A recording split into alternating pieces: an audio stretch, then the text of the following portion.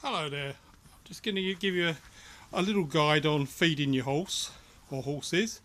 We've got two horses. One's the Welsh Section D. It's about 15.2, 15.4, and we've also got another cob, a mare, a Worcester breed. So two horses. This time of year, it's winter, it's cold, miserable, not much grass. Maybe a bit of spring grass coming through, but the fields are pretty muddy. So what we do is one of our horses, the Welsh Section D, has got a bit of a breathing problem, OCD or something.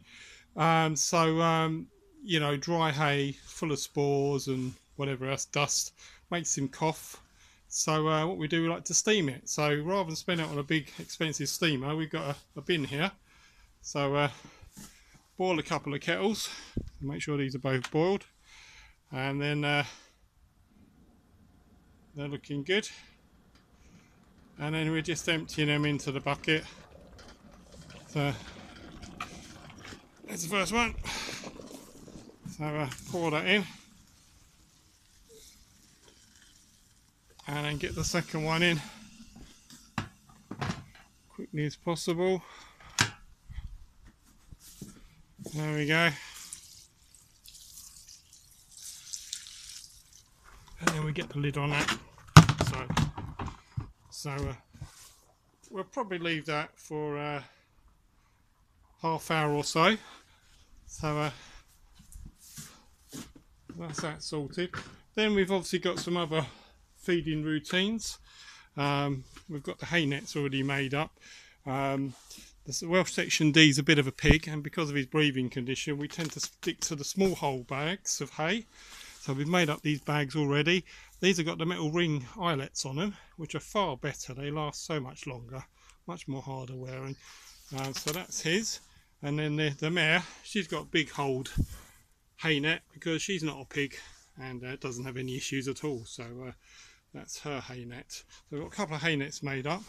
I'll also be making up some haylage. Now haylage is funny old stuff because it goes off pretty quick, and when you buy it you've got to make sure there's no holes in the bag, because if it has got a hole in it, it's probably gone off and it starts to smell vinegary. But the horses love haylage. This is beautiful stuff. This is main bough haylage, but it smells lovely. So what I do is I'm going to add a bit of that to the mare's hay net, squeeze in some lovely haylage. It smells so good and sweet, and I'll make a hay net up for the Welsh Section D. I'm only going to do a small net of haylage, so he'll have two hay nets, one steamed and one with haylage, because there's no dust in that really, so that's pretty good. So that's their hay sorted. It's always good to keep the horses ticking over with feed. If they haven't got much grass, so you've got to keep them happy, keep them ticking over. Now these old freezers are great for keeping your stuff in, because when you've got mice down the yard, you can stick it all in the freezer chest without worrying about the mice getting to it, and the mice will eat through almost anything. So metal bins are best, but we've got some storage bins here. So what we've got here, we've got a mix of fast fibre and nutritional stuff in both. They get a little bit of supplement as well, a little bit of salt, pinch of salt.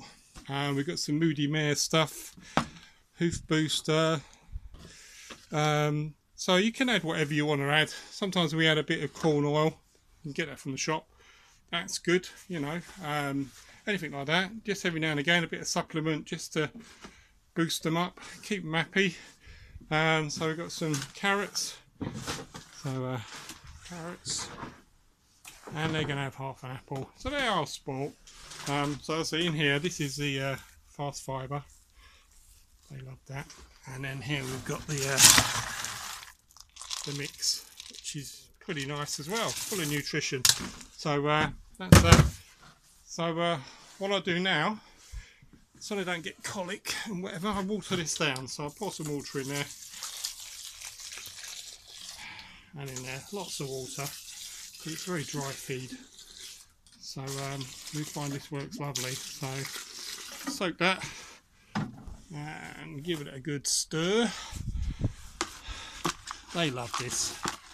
And what I do is, whilst they're eating this, it gives me a chance to do the poo picking. They leave me alone, because otherwise they come and pest you. So I give them this, do a bit of poo picking, hang up the hay nets. But also I've got a lot of hay nets, so I have to make a couple of trips. But that's how I do it. Everyone's got their own habits. If you've got a field full of grass, nice long grass, then by all means you won't need to give them so much extra feed. Just be careful how much grass you give them, because if you put a horse into a big field full of long grass, they could eat too much and get ill, so get colic. So what we do, if we do put a horse into a new field with long grass, we section it off with electric fencing, and then slowly give them a bit more each day. You know, move the stakes, free of the stakes, you know, a metre or so, metre or two, so they don't get too much feed. So I hope this is a little bit helpful to you. As I say, you have your own methods, and you'll hear from your friends how they feed their horses. Okay, thanks for watching. Bye.